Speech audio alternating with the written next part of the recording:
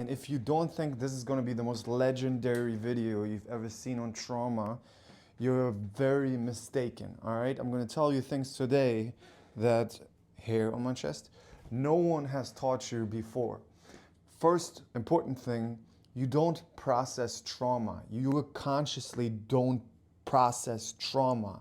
Yes, maybe your body processes trauma, but it's not about processing trauma, it's about making trauma inactive. And I tell you what I mean with that. All right, we all know trauma starts somewhere in the past, right? You might have been bullied, you might have been abandoned, but you had some sort of hurtful, traumatic experience. Just because trauma is in the past doesn't mean we have to go back into the past to fix it by talking about it. First off, no one can go into the past. Even if you talk about the past, you talk about it in the present moment. Trauma shows up in the present moment. So we deal with it in the present moment, which actually means we show the brain we don't care anymore about it in the present moment, because all the orders that the brain takes from you is only in the present moment. And guess what? Your brain takes orders from you with your focus. Your focus is what shows the brain what you care about, what you react to. The brain now automatically already gives you thoughts, emotions, and bodily sensations that you've been reacting to for whatever many years.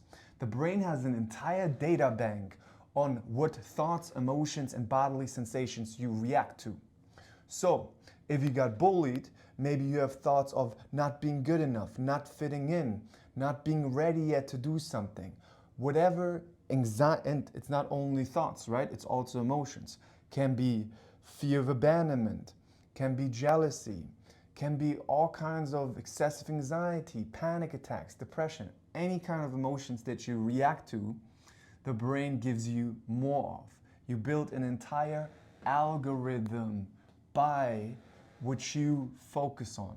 So we have to show our brain that we don't care anymore about the trauma. How do we do that? Well, let me explain. You have been bullied maybe in childhood, you maybe have been abandoned. Now you have certain goals in your life that you want to achieve. You want to live the life that you want to live. The problem is that the brain sees a lot of activities that you want to do as dangerous, and it will has its protective mechanism. It will lose protection. It will use the protective mechanism because the brain doesn't have claws, it doesn't have a gun, it doesn't have tentacles, it doesn't have anything to hold you back like that. But again, it has thoughts, emotions, and bodily sensations, all right? And when you trying to, for example, as a value, as a goal, become a famous TikToker or public speaker, the brain doesn't like that because you got bullied in the past. And where there was people, a lot of people watching you and judging you, that was a problem. So the brain told you, hey, when you were a child, here, this is you as a child, the brain told you, hey, you're a little child, I don't want you to go through these traumatic experiences anymore. That looks a little bit weird, but I don't want you to go through these experiences anymore. So I will make you aware next time you are in a dangerous situation, right? In similar situations. So you now wanting to be a public speaker, wanting to make TikToks, TT, or YouTube, whatever it is, the brain now tries to protect you from it. Now, what you misunderstand is that you think the brain is using logical things to keep you from doing those things. No, the brain gives you whatever you've been reacting to stop you, for you to avoid doing the things that you value moving forward, which means it gives you whatever pictures, fears, thoughts, emotions, bodily sensations you reacted to in the past, and it puts them in combination. So maybe you freak out more, so you stay in your bed and you don't go out and make TikToks. So you read another book on self-help because the brain is rather, oh yeah, we're not ready yet.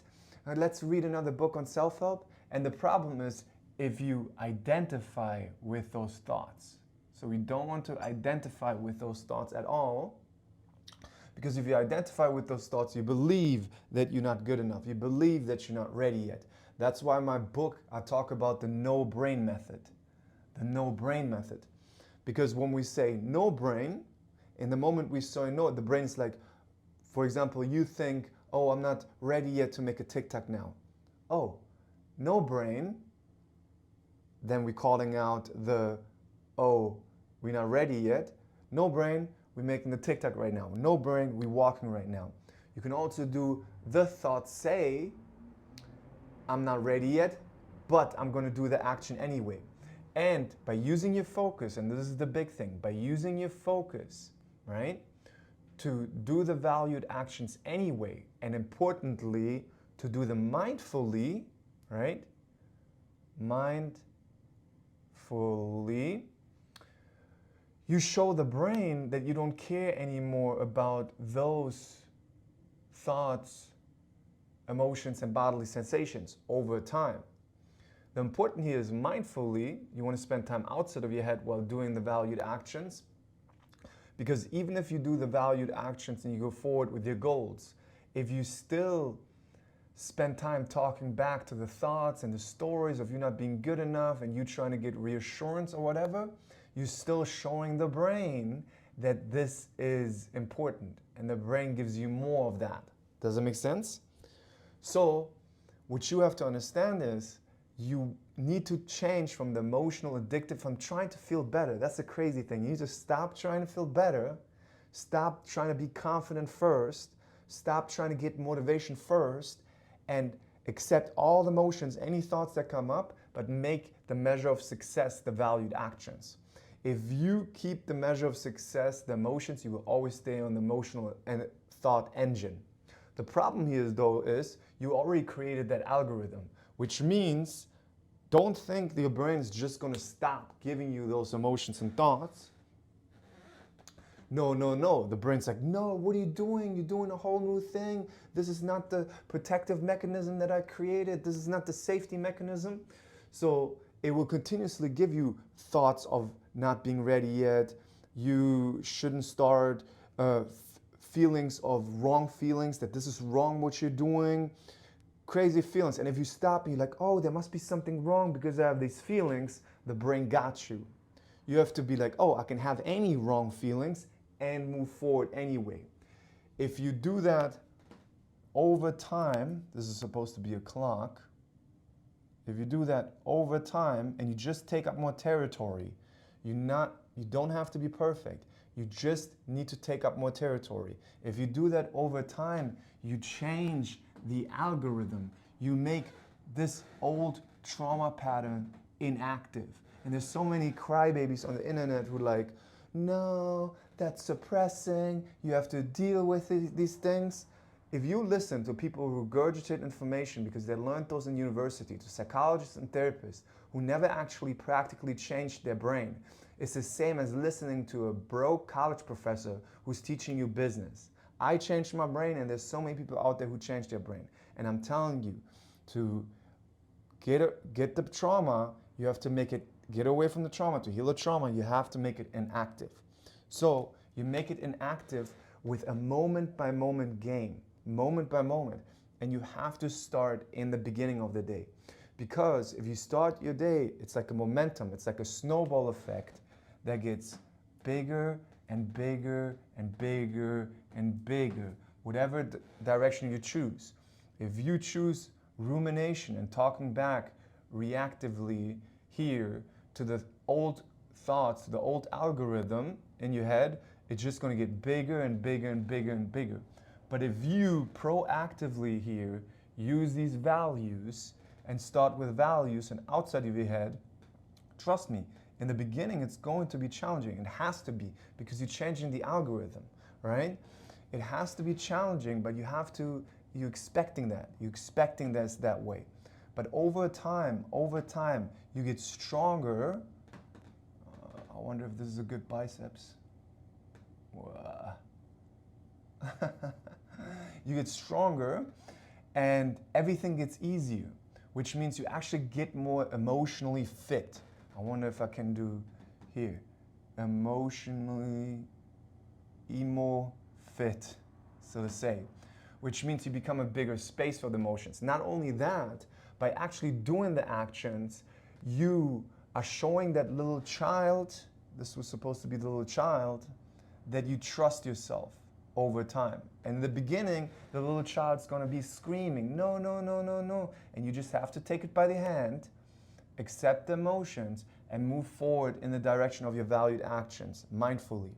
And this is how you make the trauma inactive. This is how you train your brain to show yourself that you're a different person. You can only show yourself that you're a different person if you act separately in opposition of the algorithm. The algorithm will tell you, no, this is wrong, we give you wrong feelings, we give you wrong thoughts, you're not ready yet, you're not good enough, and you shouldn't make this video until you have makeup on, or you shouldn't do this project until you get help or support or read another book or do another seminar. And you have to be like, yes, I have uncertainty, yes, brain, it will all be ruined, it will all be wrong, and I'll do this action anyway. What happens over time, this whole belief system gets inactive, and you literally show your brain with proof that this is what you care about, the valued actions, and then your brain starts supporting that because you showed with your focus that you start supporting that. But that can only happen over time, and it can only happen if you stop checking in on this algorithm of the emotional addiction. If you constantly like, oh, do I feel, even if you do this and you're like, oh, I'm doing this practice, and every week you check in, oh, do I feel better? Do I feel better? I call it, don't look at the scoreboard. Don't look at the NBA. If you play NBA or NFL or baseball, don't look at the fucking score. Don't be like, oh, check my emotions. Do I feel better? Does it feel better? First off, that should never be a scoreboard anyway.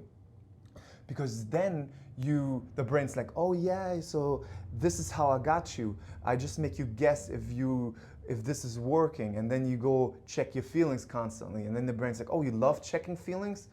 You show me with your behavior, with your focus, that you love checking feelings? Great, let me give you more feelings to check on.